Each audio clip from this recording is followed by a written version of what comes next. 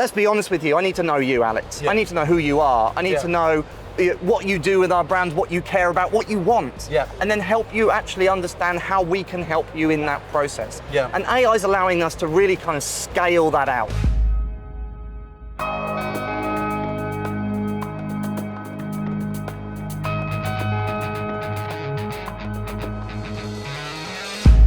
Hello and welcome back to the Retail Podcast, live from the show floor at NRF APAC. Now you may recognize the branding, Twilio. I interviewed them last year. I'm back again for more. I'm here with Ben.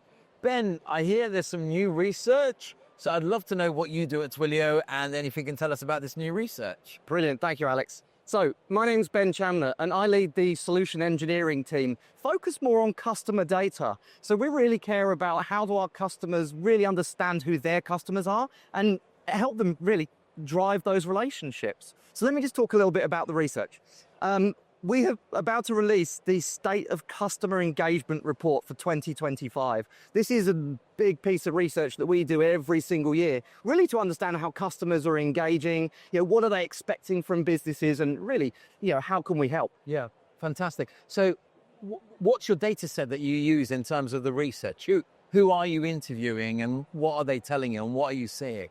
Well, there's two kind of groups, if you like. We're going out to businesses, our customers, to better understand, what are they doing? What are they seeing in the market? What are the trends they're following? And then on the other side, we're going out to a broader customer base, trying to understand from their perspective, what the initiatives that businesses are going on, are they actually resonating? Got you. So I noticed that in terms of, you've got this sort of philosophy about why brands must shift to a channel first, customer first strategy. I was wondering if you can expand on that for us. Look, I think that's a really interesting point. Businesses typically operate thinking about the channels. So how do I build a world-class email program? How do I build a world-class website or mobile app? But that doesn't take the customer to the center.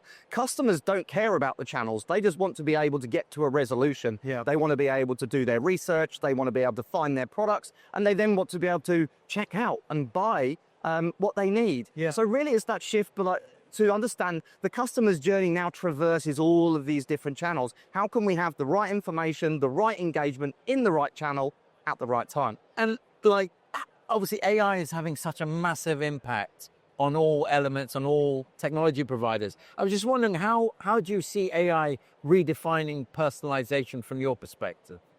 So I just want to take a quick step back because AI is a future lens that we're putting over how we engage with customers.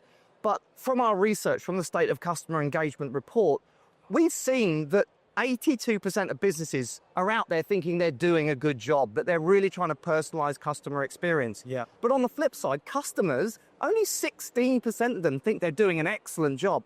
There's a big gap that we've got to fill. Yeah.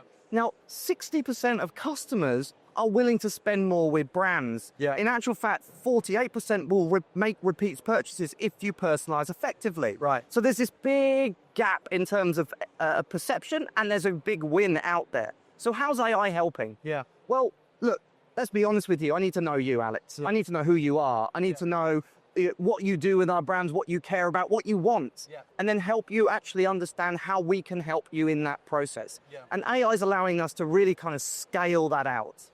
I got you. So look, one thing I would say is that there is three things that brands are looking at with AI. Yeah. They're looking at actually understanding the customer journey, interrogating that, understanding the pain points. Yeah. They're investing into solving customer problems. So when you think about that, that's a support lens and issue resolution. And then the last one is really sort of analyzing what happens after that point. So how we can really, improve over time. I got you. If we just take a regional perspective in the APAC area, which is just so massive. So even saying the APAC area feels wrong, right? Because it's like 3 billion people roughly. But how do you see organizations in the region unifying customer data and to sort of drive that deeper engagement?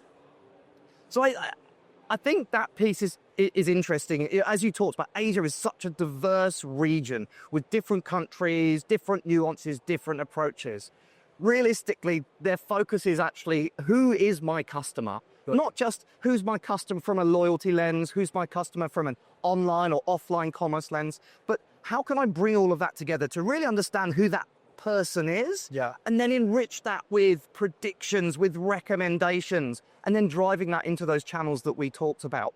Now, from an APAC perspective, on the customer side, we're talking about 3/4 of customers really wanting to have a human-like experience. They don't care that there's AI powering under the hood. They want that human experience. And about half want to have that escalation. They want to know that if they're dealing with AI, that they can then escalate that to a human if they get stuck.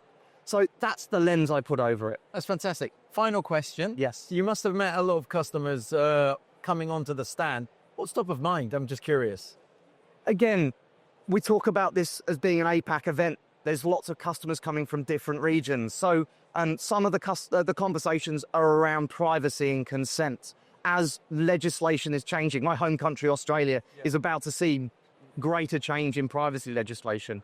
We're also seeing, like, how do we actually utilize AI? We're doing some really interesting and innovative things in the voice space and bringing that AI conversation and engagement to whatever channel we're in. So AI is definitely how do we leverage that, but it still comes back to clean, consistent, complete data. So we're still on the stand talking about how do I collect data from where customers are, how do I activate that across all of my channels. Those are the trends that I'm seeing. That's brilliant. Ben, thank you so much. Really appreciate it. Really appreciate it. Thanks, Alex.